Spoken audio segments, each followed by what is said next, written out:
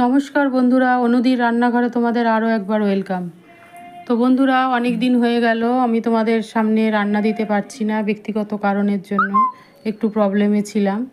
যাই হোক, গতকাল থেকে আবার আমি চলে এসেছি, রেগুলার বেসিসে আবার তোমাদের সামনে হাজির হব। তো আজকে বন্ধু আমি নতুন আর একটা রান্না নিয়ে হাজির হয়েছি, সেটা হচ্ছে কাতল মাছ। কাতল মাছ দিয়ে আজকে একটু রসা বানাবো। তো কাতল মাছের রসা কি করে বানাতে হয় চলো আমি তোমাদের সাথে শেয়ার করি। তো বন্ধুরা দেখো, আমি নুন হলুদ মাখিয়ে নিয়েছি মাছটাতে। এবার মাছগুলো আমি এক এক করে ভেজে নেব।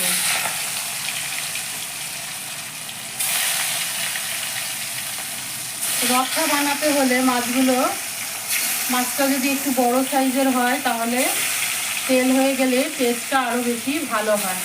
তো চেষ্টা করবে একটু বড় সাইজের মাছ নিতে। তো এবার আমি মাছগুলোকে সুন্দর করে ভেজে নেব। তো বন্ধুরা দেখো, আমি মাছগুলোকে একদম লাল লাল করে সুন্দর করে ভেজে নিয়েছি। এখন মাছগুলোকে আমি তুলে নেব।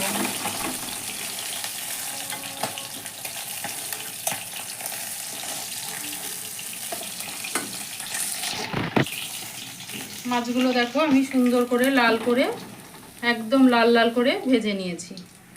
এখন আমি এটাই তেলের মধ্যে কতগুলো আলুকে ভেজে নেব।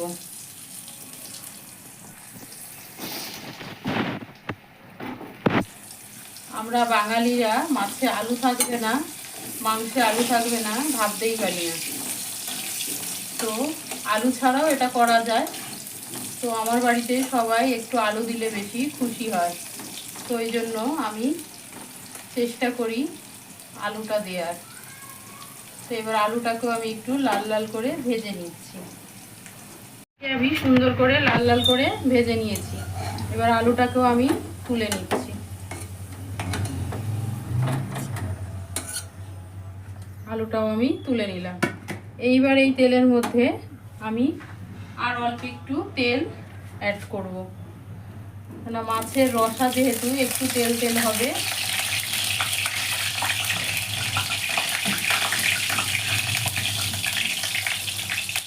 এবার আমি কিছু ফোড়ন দিচ্ছি। প্রথমেই দেব গোটা জিরে, তারপরে দেব দুটো শুকনো লঙ্কা, তারপরে দেব দুটো তেজপাতা।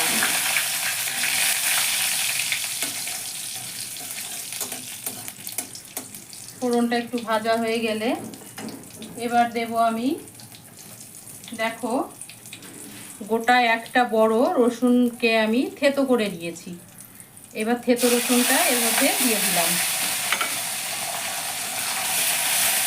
রসুনটা দিয়ে একটু নাড়তে হবে, তাহলে একটু বাদেই দেখবে খুব সুন্দর একটা স্মেল আসবে। তারপরে আমি পেঁয়াজটা অ্যাড করব।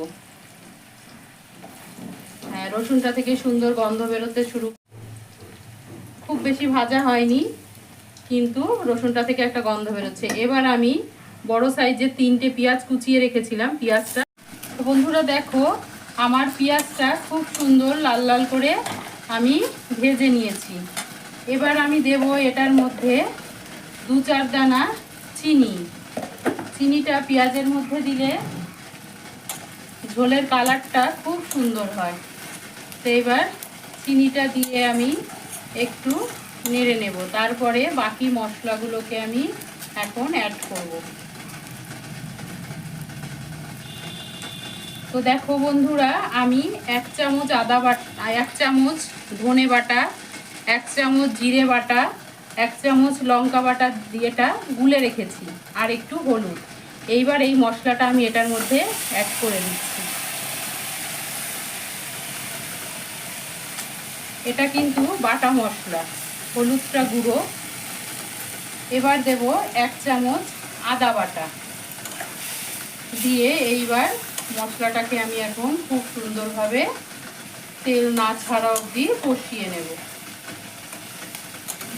তো বন্ধুরা দেখো, আমার মশলাটা খুব সুন্দরভাবে কষানো হয়ে গেছে। এবার আমাকে দিতে হবে স্বাদ অনুসারে লবণ।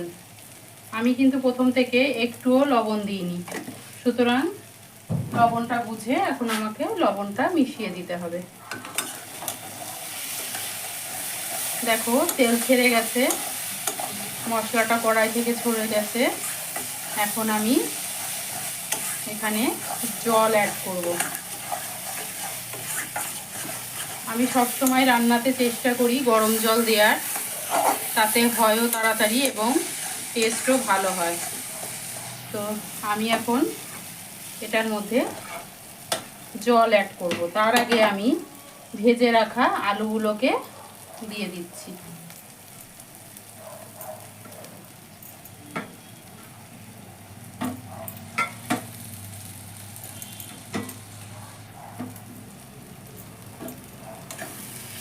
আলুগুলো মশলার সাথে একটু মিশিয়ে নেব, নিয়ে এখন আমি জল অ্যাড করব।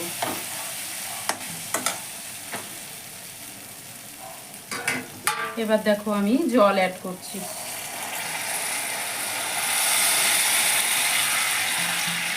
খুব একটা বেশি জল দেওয়ার প্রয়োজন নেই, কেননা যেহেতু রসা এটা একটু মাখা মাখাই হয়। এবার আমার যেহেতু জলটা ফোটানো আছে, তাই আমি মাছগুলো এখন অ্যাড করে দিচ্ছি।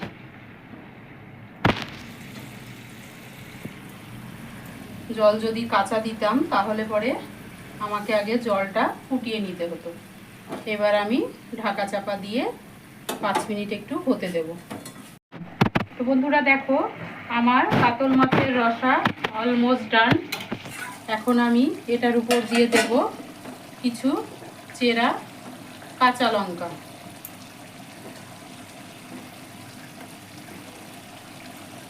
আর দেব জাস্ট একটুখানি ঘি। এই রান্নাটাতে আমি গরম মশলা দিচ্ছি না, আমি একটু ঘি দেব। এবার আমি এটাকে পরিবেশন করব। অত্যন্ত সুস্বাদু হয়। এইভাবে তোমরা বাড়িতে অবশ্যই আশা রাখছি ট্রাই করবে এবং খেয়ে আমাকে জানাবে কেমন হয়েছে। তো চলো এখন গ্যাসটা নিভিয়ে পরিবেশন করি। তাহলে বন্ধুরা দেখলে আমি কত সুন্দর একটা রেসিপি তৈরি করে ফেললাম ঝটপটভাবে, কাতল মাছের রসা। তো তোমরা অবশ্যই বাড়িতে এটা ট্রাই করবে এবং প্রচুর বন্ধুবান্ধবের মধ্যে শেয়ার করবে, লাইক করবে এবং কমেন্টস করে জানাবে তোমাদের কেমন লাগলো। তোমরা কমেন্টস করলে আমি উৎসাহিত হই। আর নতুন বন্ধুরা যারা আছো আমার সাথে, তারা যদি এখনও আমার চ্যানেলটাকে সাবস্ক্রাইব না করে থাকো, প্লিজ যদি ভালো লাগে তাহলে একটা সাবস্ক্রাইব করে দিও। আর পুরনো বন্ধুরা এইভাবে আমার পাশে থেকে আমাকে উৎসাহিত করো, অনেক ভালো লাগবে। তোমরা পাশে থাকলে পরে আমার চলার পথটা আরও যেন মসৃণ মনে হয় আমার। তোমরা এইভাবে আমার পাশে থেকো, সকলে ভালো থেকো এবং সুস্থ থেকো। আজকের মতো টাটা। আবার অন্য দিন অন্য কোনো রেসিপি নিয়ে তোমাদের সামনে হাজির হব।